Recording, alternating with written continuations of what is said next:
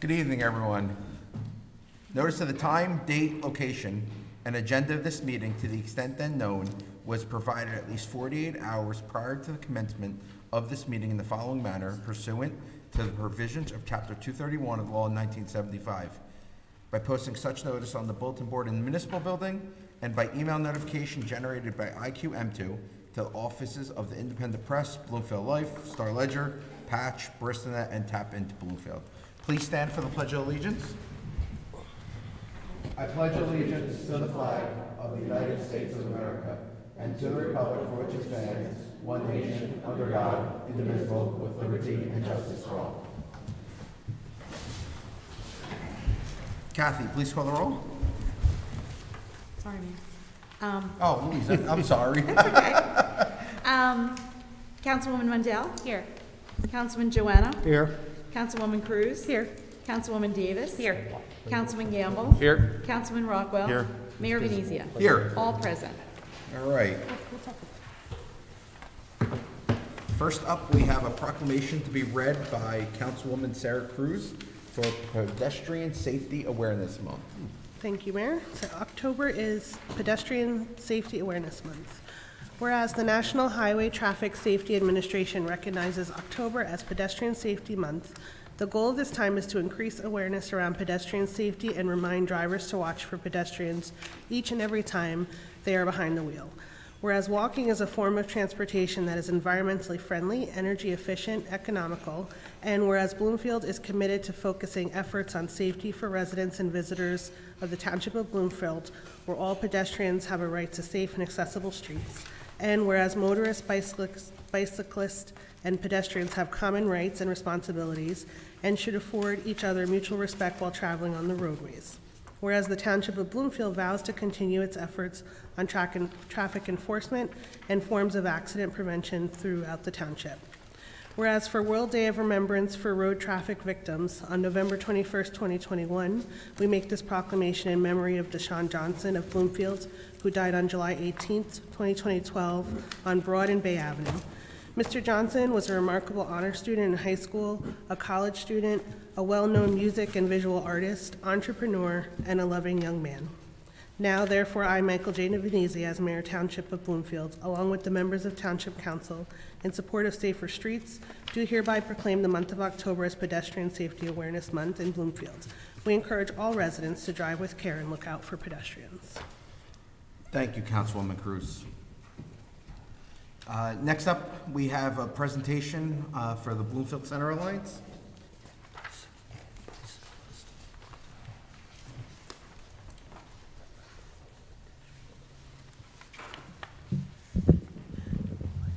Good evening, Mayor, members of Town Council. My name is Olin Letman, and I'm the Director of the Bloomfield Center Alliance, and I'm just here to provide an update as to some of our recent activities over the past summer and fall months, as well as some things that we're looking forward to doing in the coming months. So the presentation is up on the screen. So we'll go ahead to the first slide where we talk about cruise nights. We've had an incredibly busy last 4 or 5 months. Since June, we've had at least one event every week. Cruise nights started in June and ran through the end of July. And it's a family favorite here in town where we have cars. We work with our partners at Bloomfield Cruisers, bring cool cars, and we bring out DJ music, entertainment. And it was, as always, very successful. A nice, pleasant activity during the summer months on Wednesday evenings. And you can see some of the folks that attended.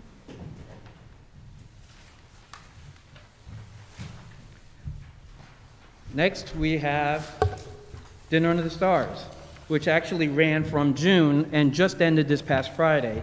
It's been going now 7 years. We have al fresco dining on one block of Washington Street between Glenwood Avenue and Lackawanna. We have a mix of music and entertainers ranging from reggae, rock, pop, jazz. And this past Friday, we had a special evening of Latin music to mark the end of Hispanic Heritage Month.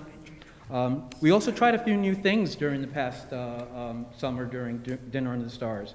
We actually had a cultural dance exposition of Mediterranean belly dancing and flamenco dancing on Washington Street, as well as some live comedy. We worked with Bloomfield Center's own New Jersey School of Dramatic Arts, brought some comics and improv groups out onto the street on Washington Street and entertained folks. And of course, this past Friday, like I said, we had Latin dancing.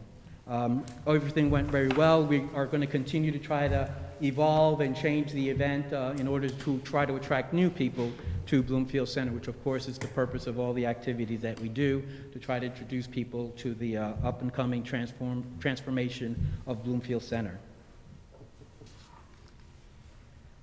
This year, we also continued our Bloomfield Center walking food tours. We had 2 already in June and August, and we have our last one on October 30th. Spotlighting restaurants here in town, including Anthony's, Blue Steel Pizza, Dev's Jamaican, Havana, Tropics Jamaican Restaurant. It's a great opportunity for a group of folks to come together, not only to get to eat some of the delicious bites that Bloomfield Center has to offer, but also meet some other nice people along the way and learn about the transformation and history of the downtown area. This was also an opportunity during our tours to introduce folks to some of the new restaurants that have opened up, including Curbside Smoothies, Grab Crab, and La Santa Colombian Restaurant.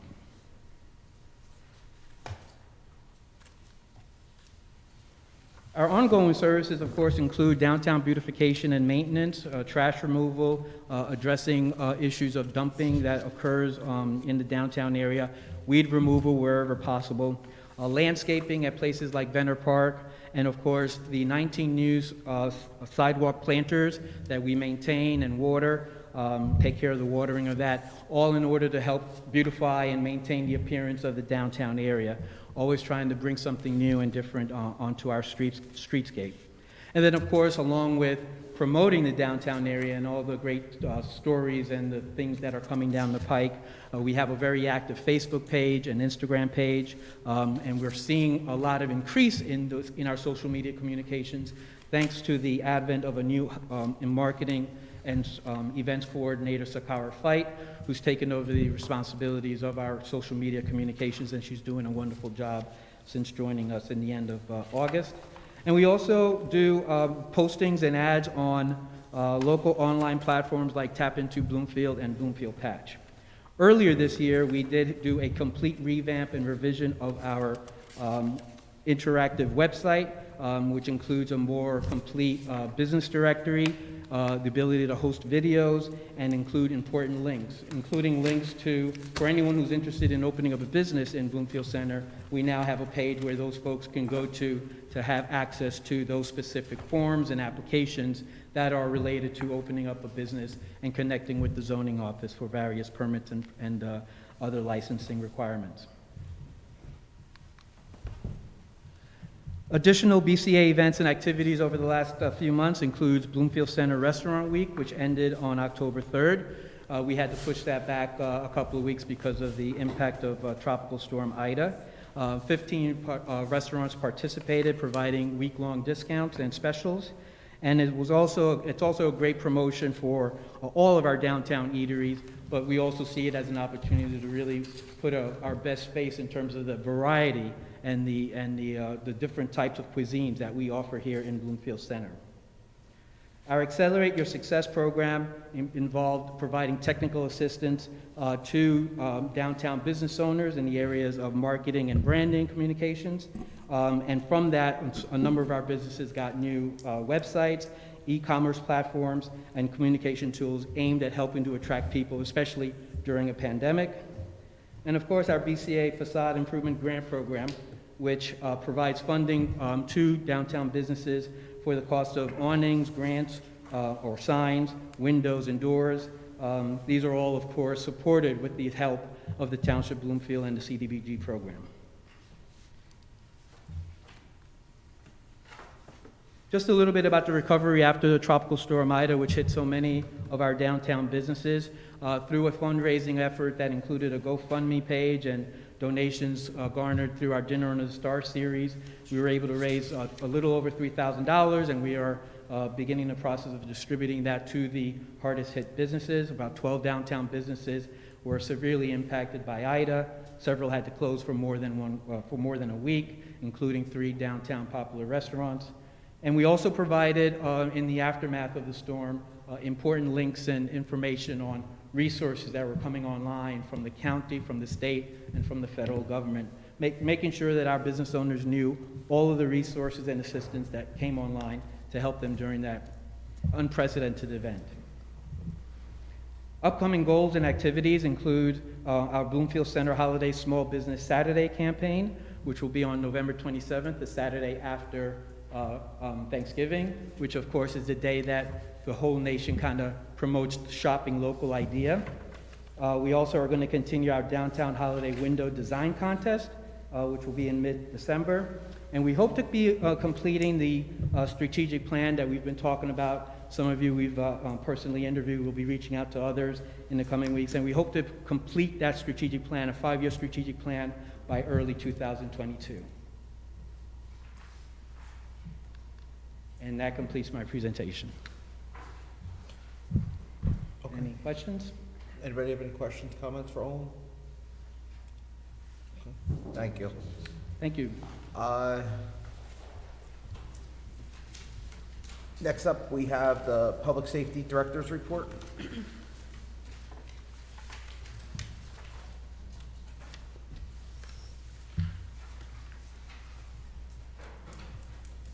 Good evening, Mayor and Council. The public safety report for the month of September. I'll start with our complaints against personnel. At current for the year, we sit at 43 complaints, which is the same number that we were at the same time last year, no increase or decrease. For the month of September, we had 3 external complaints made by citizens. One was an anonymous phone call complaint against an officers that were at a scene of a noise complaint that weren't doing what was expected. That's currently still under investigation. We're trying to find video up in the area because we don't have a live complainant, actually. An intoxicated suspect that was arrested for domestic violence assault made a complaint that she felt she was treated unfairly and the husband should have been arrested rather than her. Evidence weighed out and it was in fact a proper arrest, and the complaint was not sustained and exonerated. Number 3, a citizen made a complaint for being issued a summons for their vehicle being unregistered. The citizen did agree that they forgot to register their vehicle and it was unregistered, but thought that they should have got a warning instead of a summons. Unfortunately, that's not the way it works in all cases, and the complaint was not sustained as well. We had 1 internal complaint against personnel.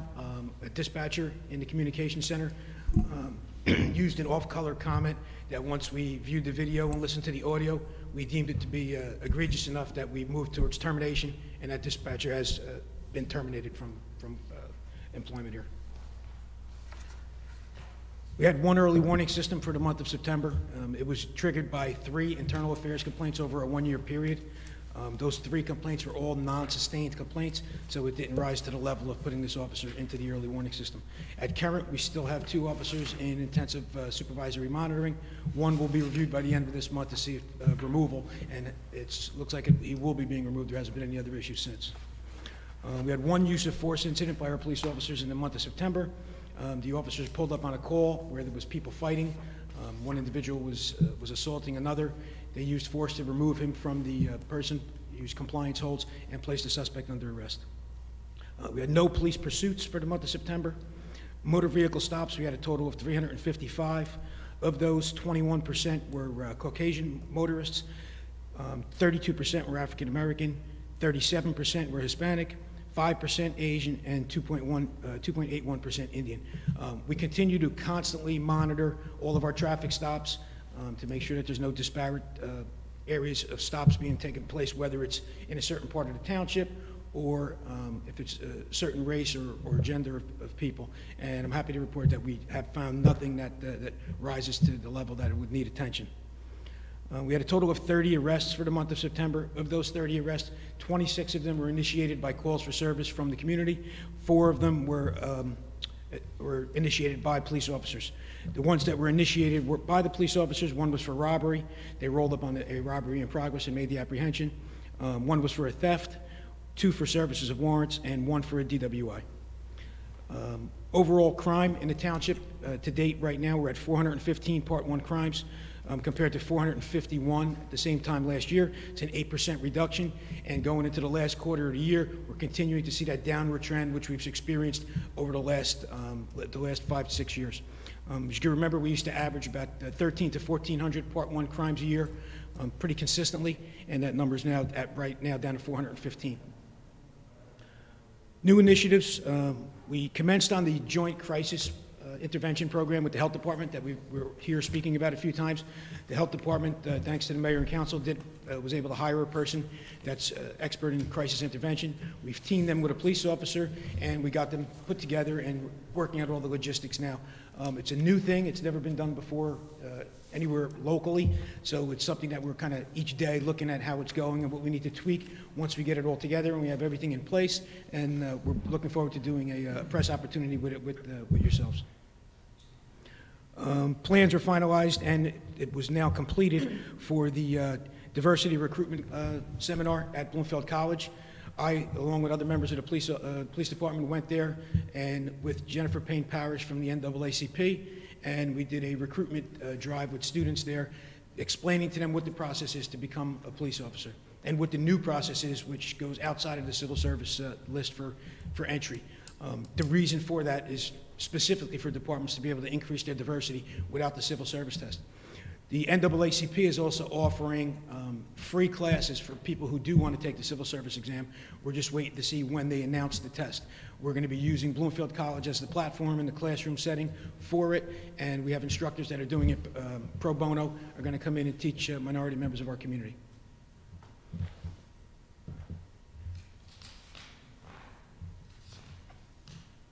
Our trainings for the month of September, we had Steve Adebato here in the council chambers with all the supervisors from the police department, as well as supervisors from the fire department, and supervisors that were selected by the administrator to come as well from other departments. He did his lecture called Stand and Deliver, Lessons in Leadership. I sat in on it myself. I thought it was very informative. It was something good for our supervisors to see. It really focused a lot on don't pass the buck on to somebody else. Take responsibility, regardless of what happened in the past. You don't blame the past. You don't blame anyone else. You own it and you fix it and move forward. It was very interactive too, and it was interesting to see what the officers were thinking about it. We did DWI detection and field sobriety testing, so our officers are sharp with that. Driving simulator training due to the fact that we had an increase in police motor vehicle accidents. Annual customer service training, engaging the community, was done by all of our police officers. Resiliency training, and ICAT instructor certification. ICAT and ICARE are two new programs being mandated by the Attorney General's office for use of force and de-escalation by police officers throughout the state of New Jersey. So we're getting personnel from our department trained as instructors, so we'll be able to do it ourselves and not have to rely on when there's openings and availability. The emotionally disturbed persons calls, we're at 13 for the month. 9 of them, that's an increase in 9 from 4 in the month of August. Of the 13 calls, 8 were handled by police with reports being submitted to the health department, and 4 handled by EMS, 1 unfounded. This whole segment of how we track this data now is going to change with the launch of the new program with the police and health department. And at our next meeting, I look forward to showing a new example of how we're tracking this and what we're doing as far as follow-up and actually outreach to the people that the officers respond to. And that's my report for the month of September. I'll answer any questions any of you may have. Does anybody have any questions, comments for Director Tomei? You look like you have a question, but you're I don't have a good? question. Okay. The only question I have is, has the AG sent down any potential guidance for cannabis stops? No, just that initial thing that first came out that we went over, but there's been nothing more proactive with it. Okay. Just what the initial guidelines were going to be for that as far as juveniles and what you could ask and what you can't. Right. That was it. Nothing's been updated on it that we haven't gotten. Okay. All right. Thank you, Director. Thank you, Mayor. Thank you, Council.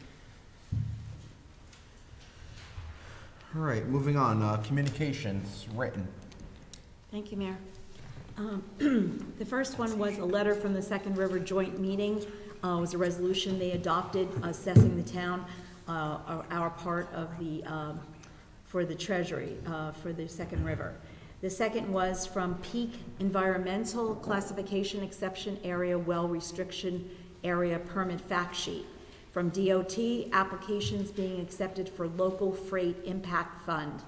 From Edwards Engineering Group, flood hazard control application for proposed concession and restroom building at Foley Field.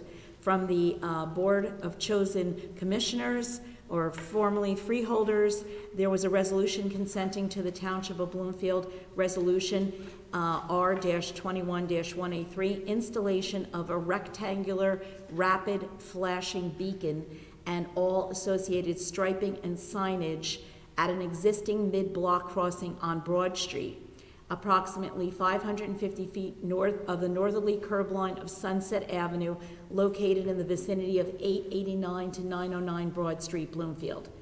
From NJDEP, suspected hazardous substance discharge notification at 54 Bay Avenue, and from the Department of Community Affairs, Downtown Business Improvement Zone Loan Fund. And I sent to the council members today, there were 5 letters that were received from residents regarding Sacred Heart School. So hopefully you had a chance to review those. I'm just looking for my list. I'll just read the names. The last one that came in at 1:40 today was from Karen Banda. She said she'd like to add her name to those against the destruction of the 2 buildings, the school and Nardiello Hall, for possible development of additional condominiums. Allison Rist, R-I-S-T, she says, I hear the building of Sacred Heart is being torn down and it saddens me. It's part of Bloomfield history, not just for the citizens of Bloomfield, but for the kids surrounding and the kids in surrounding towns. And I hope the building will be saved and put to some thoughtful use.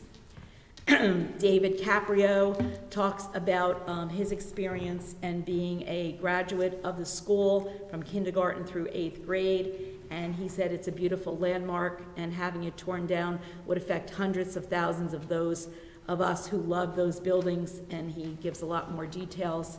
From Bonnie Gustafson, I saw on Bloomfield Pulse that there is a proposal to build 212 apartments with a 300-car garage on the site of Sacred Heart School. Add my name to the list of those who are against this development. And lastly, Tammy Reynolds talks about the proposed demolition of Sacred Heart School and Nardiello Hall, stating there are 2 beautiful and historical landmarks in Bloomfield, and the design of Sacred Heart School is magnificent inside and out and should be treated as a historical piece of property. That's all, Mayor. Okay. I don't know if there's anybody on the phone. Well, let's go through. We have one person signed up, Brian Greco, to come up and speak.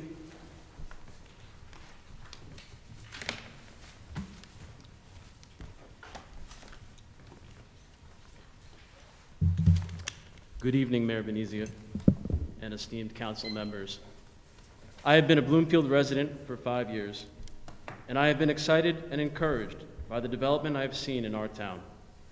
I support the larger vision that has been laid out in our township's phased development plan, and I commend your leadership and guidance. I'm here tonight to express my concern regarding the potential changes to the zoning laws of Block 244, the Sacred Heart School. I do understand that the amendment on the table tonight is to direct the zoning board to conduct an investigation into the rezoning of this commercial corridor. As part of that investigation, I'm imploring the council to consider the purpose of the larger redevelopment plan and the residential properties in Lot 244. As such, I'd like to highlight the concerns I've heard from residents. Concerns around the rising school population, the lack of parking in our town center, the loss of historic buildings, and traffic issues. All have changed rapidly with our expanding growth. These are not addressed by rezoning commercial property to mixed-use residential. This project also backs up to 10 residential properties, including mine, something that is different from other projects in this area, and will impact the lives of those residents by adding another towering residential building. Considerations will have to be given for how much that impact should be, and the residents who are directly impacted should be an integral part of that discussion. Additionally, and why this has come up today. This parcel of land was marked as part of the commercial corridor. It is my understanding this land was never intended to be residential as part of our town's well-developed and thought-out phased development plan. Furthermore, there has already been a multi-use residential property added at 44 Park Street. As part of that initial development plan, when we were first designated as a transit village back in 2003, it was proposed and recommended that we develop 500 residential units within a mile of Bloomfield train station. Since that time, Mayor, to date, there have been 955 built and approved apartments within that mile radius. This amount of growth, it's my understanding, contributed to why the parcel at 244 was marked only for commercial use. I'm asking that we hold to the original plan and wait for this parcel to be developed as one of the 15 approved uses in the Phase 2 development plan, none of the 15 being mixed residential use. I'm here tonight to bring concerns forward and ask the council to keep in mind the voices of the community at large and the residents impacted by the development of this land most directly. I ask for you to consider your residents, including myself and my family, who will be negatively impacted as a result of this project. Ideally, we should do everything possible to try and save these historic buildings. Let's keep to the redevelopment plan as written, Mayor. This was set aside to be our commercial corridor, and we should encourage for it to be developed as such. Thank you. So, this zoning changes, I believe, to make it residential occurred in 2008 and 2009, going back to the redevelopment plan.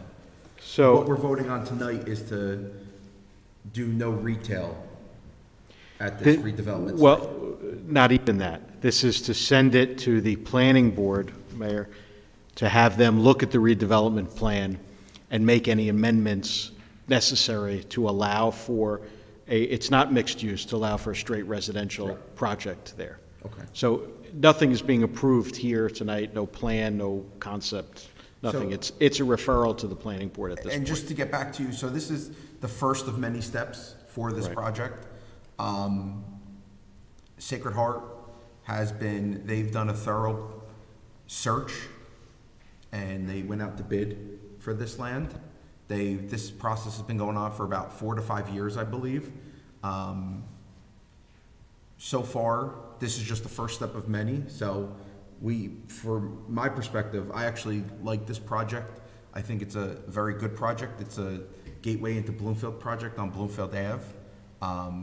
But this is the first of many, and you'll see various different things go to the planning board, and when they come up with a plan, that will go in front of the planning board and also in front of us as well, so. Comes back to the council. Do I have any other speakers? Yes.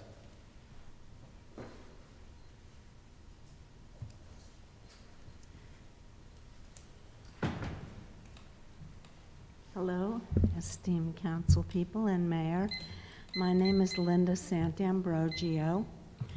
My family has been living in this town for over a century. Well over a century. I live on the land that began that century. There are other relatives that live in other places, but I live actually on the land that my immigrant Italian grandparents bought a piece at a time, and most of which was a garden other than the original house. When my father's 8 siblings and himself were all grown and had their own families, were living elsewhere, either in homes or apartments.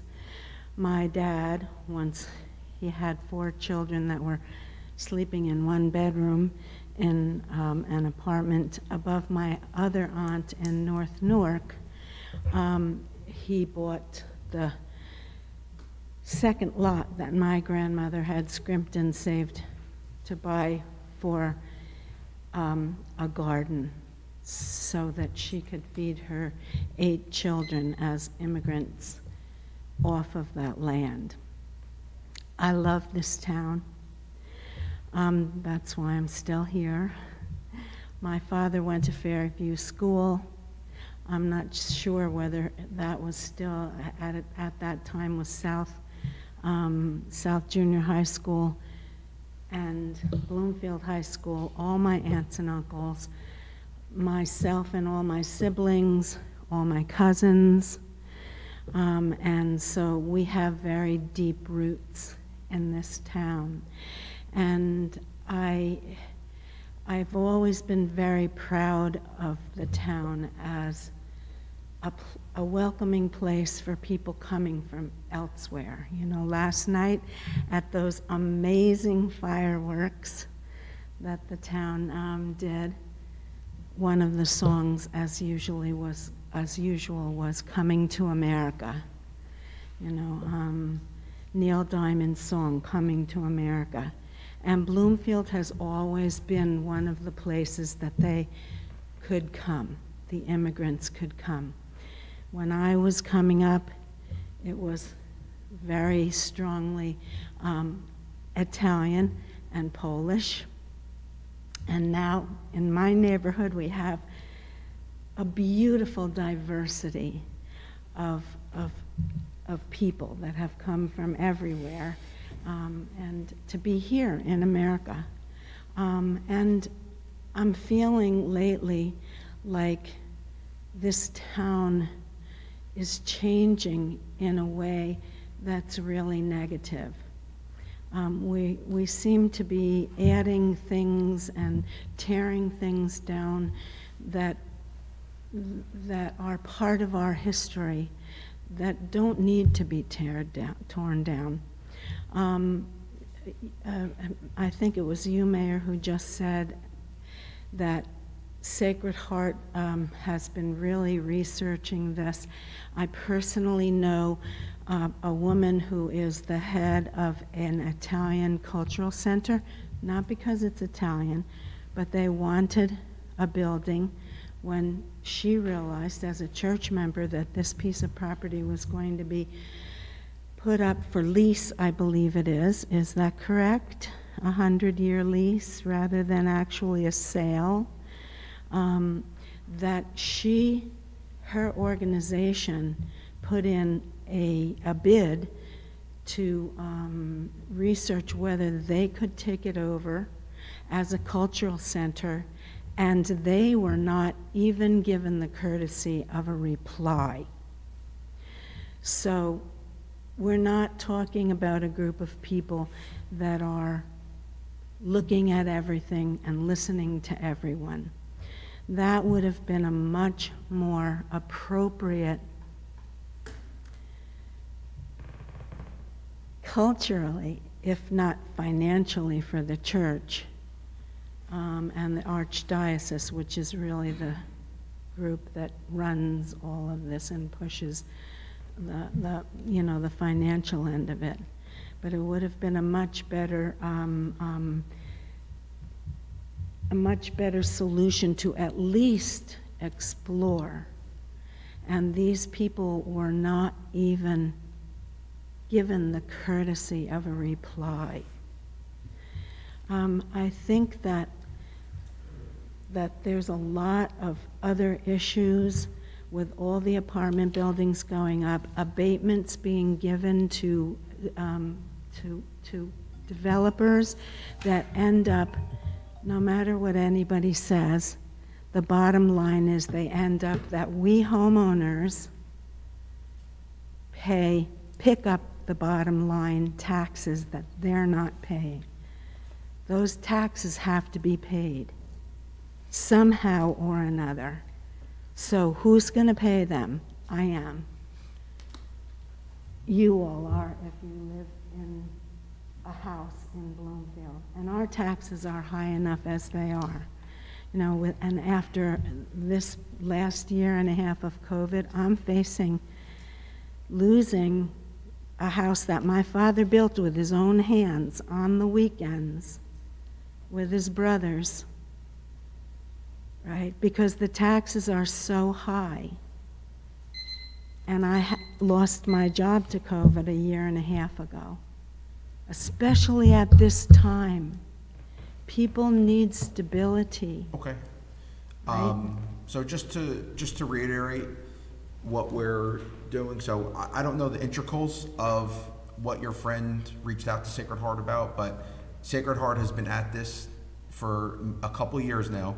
They created a committee they reviewed plans, they reviewed offers, and nothing is set in stone yet, but they do have a finalist, and that's where we're at with what's going on there.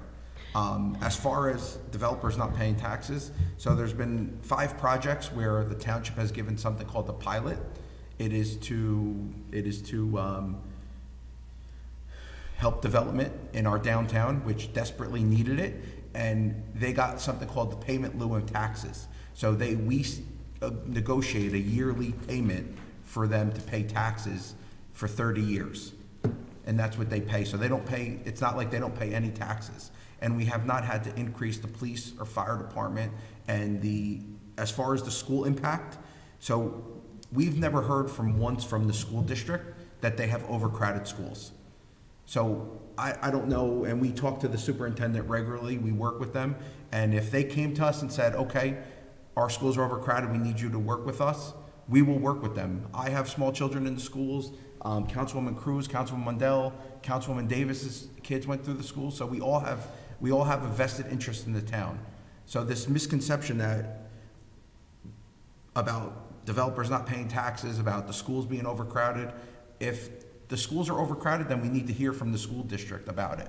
Okay, good, and So- our we thank you responsibility will make sure that you do, and that it's true information, because parents are saying a very different story. Well, so one thing, Right, and so- you know, I'm not gonna, because we have a busy agenda tonight, but one thing with the schools also, so where you now have full-day kindergarten, where class sizes, when I went to school many years ago, we had 30 kids in a class. Now they only have 20 kids in a class. So school is it's a changing scene, and so we put less kids in the classroom. So that's why some schools may be overcrowded. But once we hear from the school district about the schools being overcrowded, we would have a conversation with them to work with them how to move forward with that situation. Okay, So- and I will be quiet now after saying just one more thing. The church doesn't pay taxes on that land, is that correct? Correct. Okay, so if a developer goes in there, it's no longer a situation where the church is they're the owner, but Correct. We can they're charge them not taxes. the user. So is that developer or whoever takes it over, including an Italian cultural organization, will they, as They will they be paying should, be taxes. paying taxes? Yes, Okay, thank you. you're welcome. So Thank there's many, many, many, many, many, many, many of us seriously, dangerously for you, enough of us, you, plural, enough of us that are upset over the way that things are going. And this has become kind of a focal point for it. So just, it's not Greg and me. We're here every other Monday, so we would love to hear from people. Do we have any other speakers? Okay, moving on. Introduction of proposed ordinances on first reading. Number 1. Mayor and Council, I have a bond ordinance providing various 2021 capital acquisitions and improvements by and in the Township of Bloomfield in the County of Essex, State of New Jersey, appropriating $600,000, therefore, and authorizing the issuance of $575,000 bonds or notes of the Township to finance part of the cost thereof. So moved. Second, Councilman Joanno. Do we have any other questions or comments? Louise, please call the roll. Councilwoman Mondell? Yes. Councilman Joanna? Yes. Councilwoman Cruz? Yes. Councilwoman Davis? Yes. Councilman Gamble? Yes. Councilman Rockwell? Yes. Mayor Venezia? Yes. Number 2, Councilman Joanno. Mayor and council have an ordinance providing for the water main relining and valve replacement project for the water utility of the Township of Bloomfield in the County of Essex, State of New Jersey, appropriating $1,500,000, therefore, and authorizing issuance of $1,500,000 bonds or notes to finance the cost thereof. So moved. Second. Second, Councilwoman Cruz. Do we have any questions or comments from members of the council? Louise, please call the roll. Councilwoman Mondell? Yes. Councilman Joanna? Yes. Councilwoman Cruz? Yes. Councilwoman Davis? Yes. Councilman Gamble? Yes. Councilman Rockwell? Yes. Mayor Venezia? Yes. And number 3. Mayor and council have amendment to a chapter 315, Article 5, zoning, section 315 through 34, establishment of zones of the Township of Bloomfield Code, revising the zoning map to correct prior zone changes for 2 lots. So moved. Second. Second, Councilwoman Davis. Are there any questions or comments? Louise, please call the roll. Councilwoman Mondell? Yes. Councilman Joanna? Yes. Councilwoman Cruz? Yes. Councilwoman Davis? Yes. Councilman Gamble? Yes. Councilman Rockwell? Yes. Mayor Venezia? Yes. Hearing upon adoption or amendment of proposed ordinances on second reading. Number 1. Mayor and Council have an ordinance to amend Chapter 217, fees within the Township Code of the Township of Bloomfield. This is related to fees, recreation fees for the fall program. So moved. Second? Second, Councilman Gamble. Are there any questions or comments from members of the audience? Are there any questions or comments from members of the council? Louise, please call the roll. Councilwoman Mondell? Yes. Councilman Joanna? Yes. Councilwoman Cruz? Yes. Councilwoman Davis? Yes. Councilman Gamble? Yes. Councilman Rockwell? Yes. Mayor Venezia? Yes. Councilman Gamble, can you move consent resolutions 1 through 4? Mayor and Council, I move consent resolutions 1 through 4. So moved. Second. Second, Councilman Rockwell. Any questions or comments? All in favor? Aye. Resolutions, number 1. Mayor and Council, I have a resolution authorizing an application to the 2022 New Jersey Department of Community Affairs Recreational Opportunities for Individuals with Disabilities Grant Program. So moved. Second. Second, Councilwoman Mondell. Are there any questions or comments? Louise, please call the roll. Councilwoman Mondell? Yes. Councilman Joanna? Yes. Councilwoman Cruz? Yes. Councilwoman Davis? Yes. Councilman Gamble? Yes. Councilman Rockwell? Yes. Mayor Venezia? Yes. New business, number 1. Mayor and council, I have a resolution for amendment of capital budget. So moved. Second. Second, Councilman Joanno. Are there any questions or comments? I just have one Yes. clarification. If Sacred Heart chooses to lease that, we're sure that that's not, that the use of the property will still allow us to use it as rateables. Yes. Okay. Yep.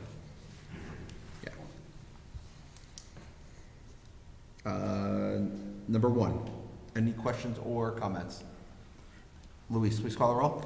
Councilwoman Mondell? Yes. Councilman Joanna? Yes. Councilwoman Cruz? Yes. Councilwoman Davis? Yes. Councilman Gamble? Yes. Councilman Rockwell? Yes. Mayor Venezia? Yes. And number 2. This is where my question is coming. I got ahead of myself. Councilman Joanno, number 2. Mayor and Council, I have a resolution of the Township of Bloomfield, County of Essex, State of New Jersey, directing the Township of Bloomfield Planning Board to investigate and prepare an amendment or review to the Bloomfield Center redevelopment plan Phase 2 pursuant to the local redevelopment and housing law JSSA 40-12A-1 to permit single-use multi-unit residential property on the former Sacred Heart School site located in tax block 244 between Bloomfield Avenue and State Street. So moved. Second. Second, Councilwoman Cruz. Michael, for the public and for our residents watching at home, can you just explain exactly what this resolution does? Yeah, of course, Mayor, and I was going to ask for an opportunity just to go through this.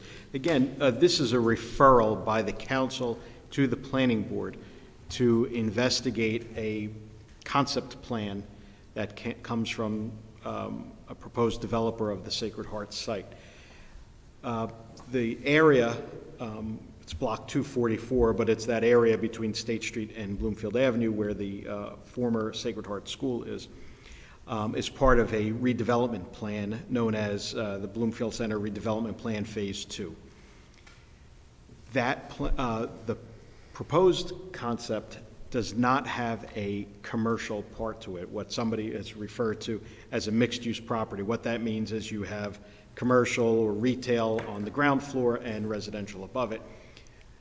The proposal here would not have any commercial or retail use on it.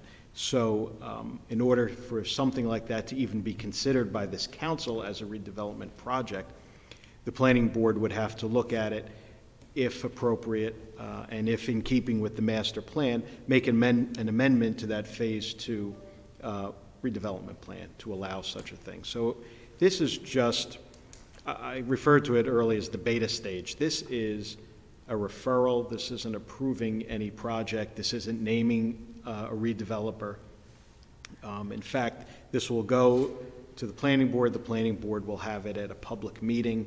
If the planning board indeed does make an amendment to the redevelopment plan, that would come back to this council, would have to be approved as an ordinance, so that would be an introduction and a separate public hearing, a two-step process before that could even, before that amendment could even be finalized. As to the development itself, then once there is permission or that type of development would even be permitted in that area, then the developer would make application to the council. In this case, in Bloomfield, the mayor and council sit as the redevelopment authority in town. So the redeveloper would make an application here to serve as redeveloper of that property. That would be something, again, would come before a public meeting. The plan would be presented. We would look into the financial viability of the redeveloper to do this project. And again, that would have to be approved by resolution. So there are many, many steps, and we're talking over a number of months.